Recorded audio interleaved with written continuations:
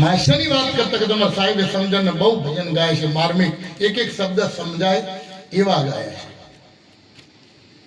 ઘરની અંદર 10 માણસ હોય, 15 માણસ હોય, એનું રહોડું આપણી બેન દીકરી માં કરતી હોય, બધાને ખવડાવે, પણ એની ભૂખ કાઢવા માટે ખાવું પડે કે નહીં?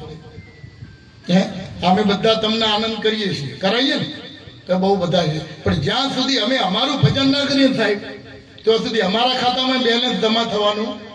સાહેબે કીધું હતું ને બેલેન્સનું.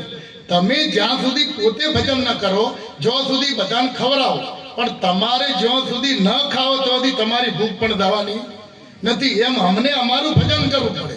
એટલે તમે જેટલા બેઠા એમાં પોતાનું પ્રાઇવેટ બેલેન્સ ભજન તો કરવું જ પડે, નહીતર બેંકની અંદર હગ્ગો આઢું કે હગ્ગો બનેવી બારી ઉપર બેઠો છે અને પૈસા લેવા જશો અને ખાતું નહીં હોય તો 1 રૂપિયો મળશે અને પછી માથા પસારજો ને બારી આગળ અને ધોખા કરશો. તમે બનેવી થાવ, હગા થાવ ને ચમ પૈસા ના આલો ને એ દાદાગીરી બેંકમાં ચાલવાની.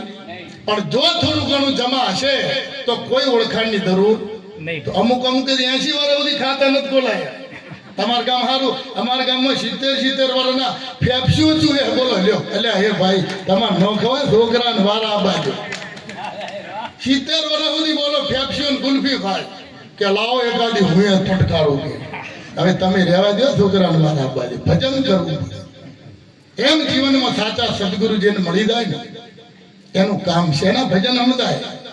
સાસુ કુંવારી વહુ અમલમાં નણંદલ સોવળ ખાય, દેખન વારી પુત્ર જન્મે જન હાલા પડો.